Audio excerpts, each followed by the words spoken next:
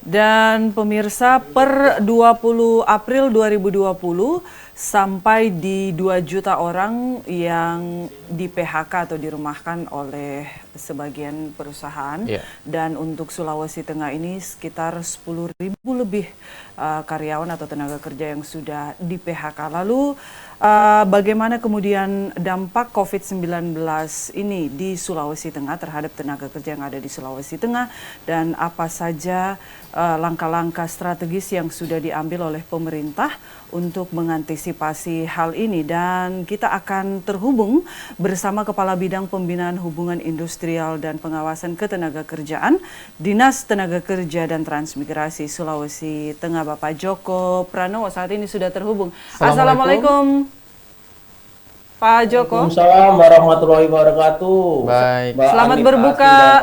Iya, selamat berbuka puasa, Pak Joko. Ya. Selamat berbuka, Bapak.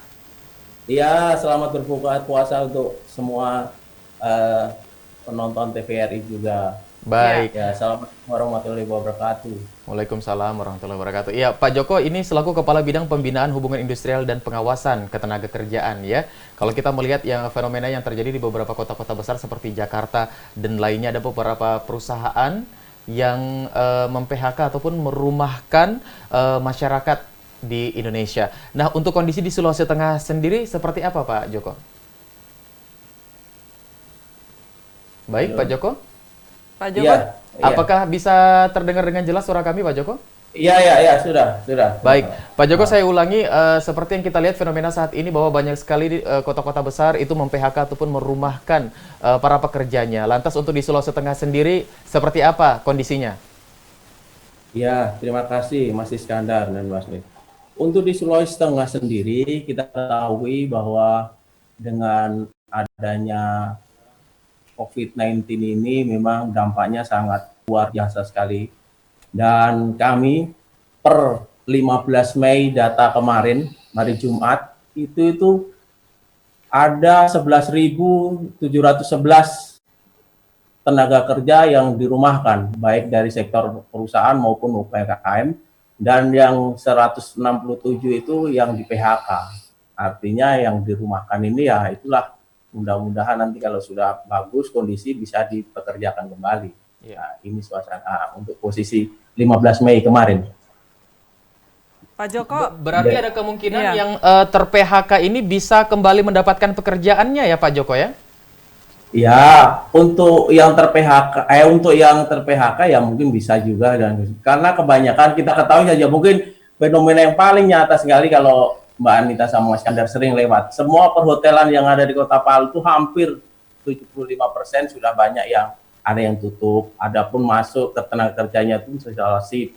Jadi yang di rumah-rumahkan atau di PHK yang di perhotelan itu ya nantinya kalau sudah kembali lagi ya mereka akan dikerjakan kembali nantinya, karena dalam suasana kayak begini ini ya memang Kota Palu pun ya kan semua orang tidak mungkin banyak yang masuk. iya. Kebanyakan orang dari Palu ya gitu. Pak Joko, Itu iya. ya Bu. Pak Joko, ini upaya yang sudah dilakukan untuk mencegah meluasnya PHK atau langkah merumahkan tenaga kerja ini sudah dilakukan oleh Pemprov Sulawesi Tengah atau seperti apa, Pak Joko?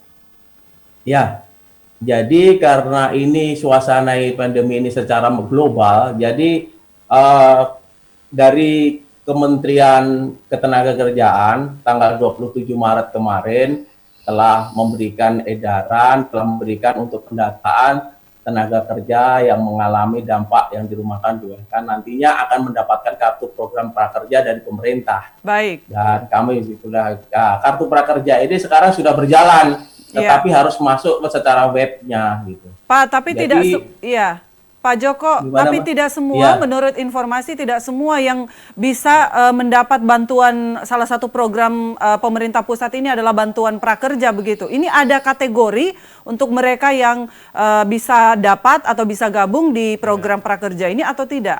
Apalagi yang tidak terakomodir pemerintah pusat, Pak Joko? Betul. Iya, gini, jadi memang kartu prakerja ini memang bikin menyusahkan kita karena hampir 75% tenaga kerja yang kita kena PHK ini kaitannya dengan penguasaan IT belum ada, karena yang prakerja ini harus masuk ke web portalnya Prakerja Go ID.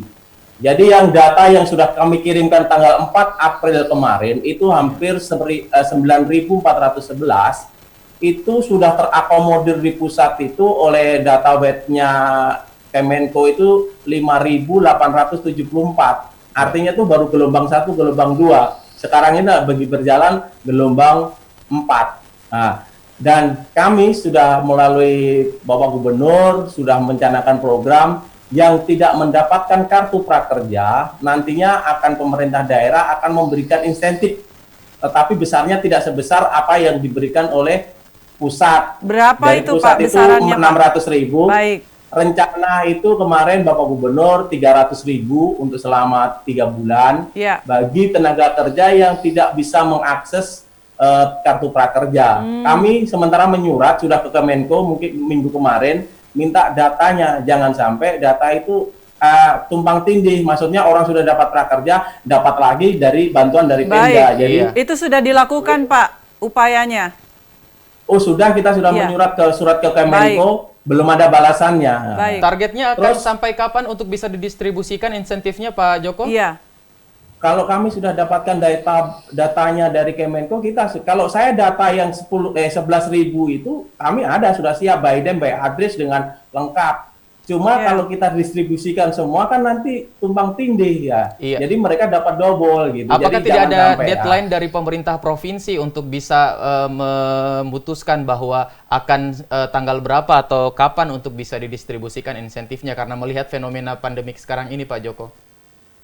Kami secepatnya, kalau data dari Kemenko sudah diberikan kepada kami, mungkin langsung di-action karena kalau langsung kita verifikasi karena data ini sudah kita sebar ke kabupaten kota. Jadi Baik. orang-orangnya sudah ini sudah yang sudah dapat dicoret langsung nanti disebarkan gitu.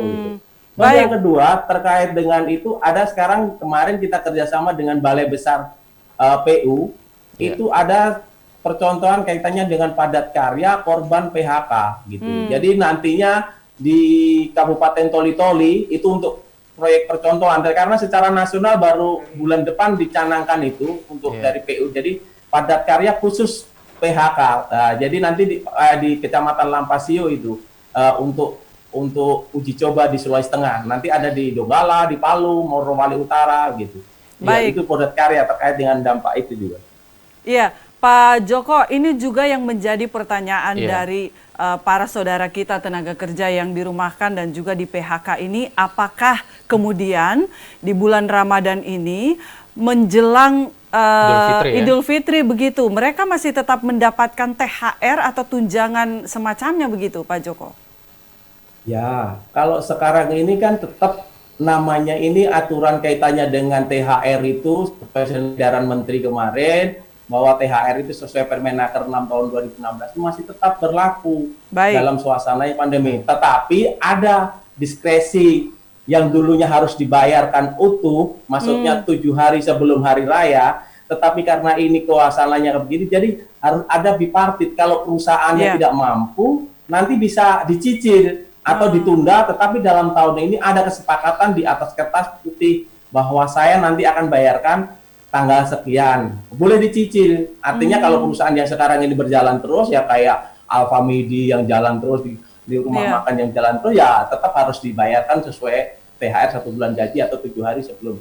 Tetapi sepanjang pemantauan kami 1 minggu ini THR sudah banyak yang dibayarkan. Dan kami juga mempunyai posko THR. Jadi bisa langsung nanti kami kedepankan aturan ini walaupun ada diskresi aturan boleh dicicil, boleh secara bertahap. Tapi harus tetap dibayarkan begitu ya, Pak Joko ya? Tetap. Ditekankan, Intinya THR harus Iya. tetap dibayarkan. Baik.